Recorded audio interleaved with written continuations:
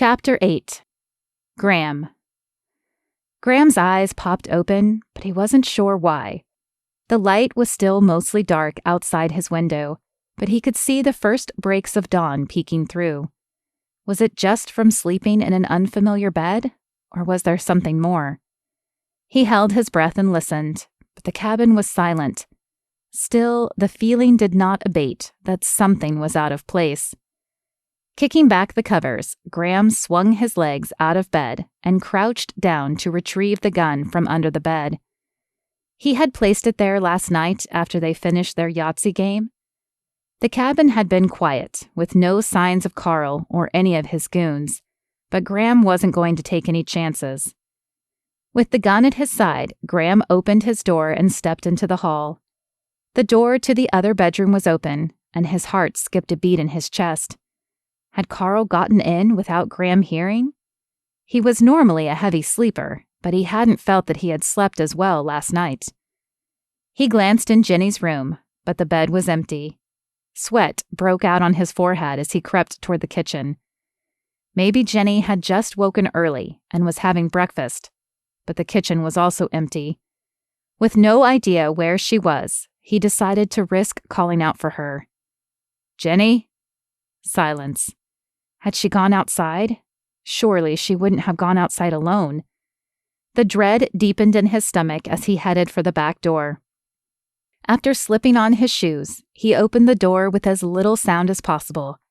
He had no idea if Carl had taken her or if he might still be here. The car was still out front and appeared to be in working order. That softened the dread slightly. He rounded the cabin, keeping his eyes peeled for anything out of place and his ears for any sound. As he reached the back of the cabin, he paused.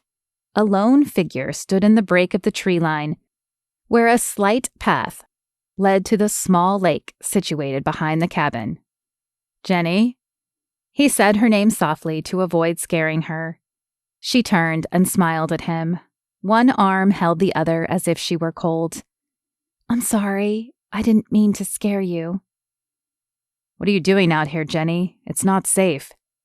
"I know." She shook her head and her hand traveled up to her shoulder. "But it's been so long since I've seen a sunrise. When I woke and realized the sun wasn't up yet, I had to try and see it." Graham's heart broke at the expression on Jenny's face. What torture must Carl have put her through if she hadn't even been allowed to see the sunrise? He placed the arm, not holding the gun, around her shoulders and pulled her to him. "It's beautiful, isn't it?" Honestly, he couldn't remember the last time he had watched a sunrise, but looking at it through Jenny's eyes, he could see the beauty in the reds, oranges, and yellows as they streaked across the sky. "It sure is." They stood that way for 5 or 10 minutes, just watching the sun rise into the sky and reflect across the placid lake.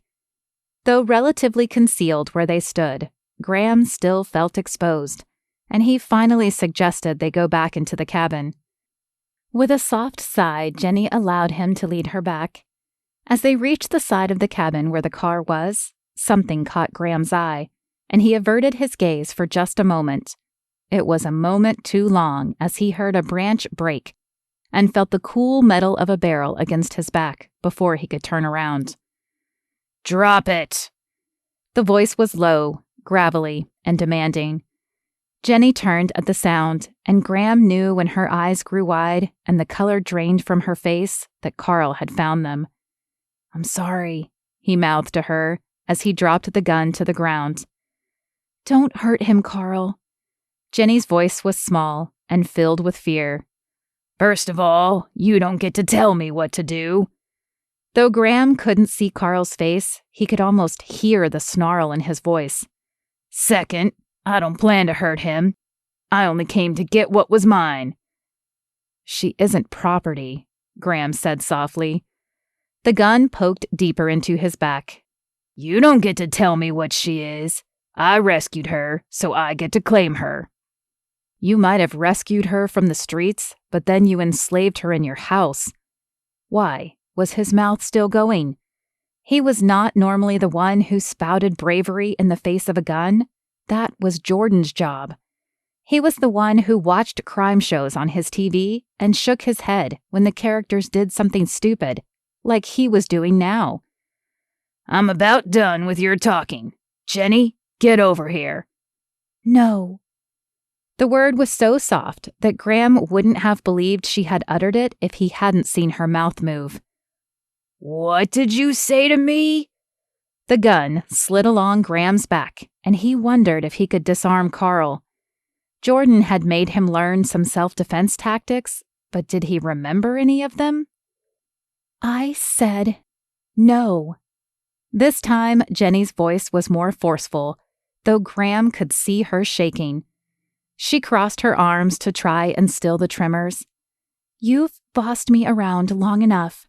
I don't need you telling me what to do anymore, and I don't want it." "I paid for you, girl, with every meal and every piece of clothing I purchased for you." "Clothes I don't even like. You always made me feel like I belonged on the street, instead of that you cared about me." She shook her head. "I'm not going back. Not now that I've gotten a taste of freedom."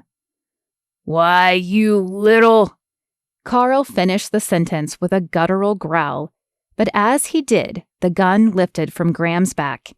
He didn't know how, but he just knew the man was raising it to point it at Jenny instead. Adrenaline took over, and he kicked Carl's knee as hard as he could. The man yowled in pain, and a shot exploded from the gun. A long, continuous ringing took over Graham's hearing, but he didn't let that slow him down. He grabbed Carl's wrist and twisted the way Jordan had shown him, until Carl not only dropped the gun, but dropped to his knees. Graham pulled both arms behind his back and secured them with his knees. "Jenny, grab something to bind him with," he hollered behind him. When he heard no response, he glanced around to see Jenny holding his gun and pointing it at Carl. "Jenny, no, you're not like him. Let Jordan take care of him." Though the ringing was fading, his words still sounded muffled in his head. Jenny shook her head, and when she spoke, her words sounded far away. "If I let him go, he'll just keep coming after me. I'll never be free." Graham shook his head and tried to clear the residual ringing. He needed a clear head to help Jenny understand. "I know you're scared, Jenny, but if you do this, your life will be over too. You'll be no better than him. Please, let Jordan handle this." The blessed sounds of wheels crunching on gravel carried to Graham's ears, and relief flooded him when Jordan and his partner Al stepped out of their car. As Al hurried his direction to secure Carl, Jordan approached Jenny. "He's right, Jenny. We'll make sure he goes away for a very long time." "You promise?" "I do." Jordan placed his hand over Jenny's and took the gun from her. Al snapped handcuffs on Carl's wrists and hauled him to his feet. "You have the right to remain silent." She continued, but Graham was no longer listening. As soon as Jordan stepped back from Jenny, Graham wrapped her in his arms. "You okay?" Her body shook in his arms, but she nodded. "Yeah, I think I'm okay. Thank you. Thank you both."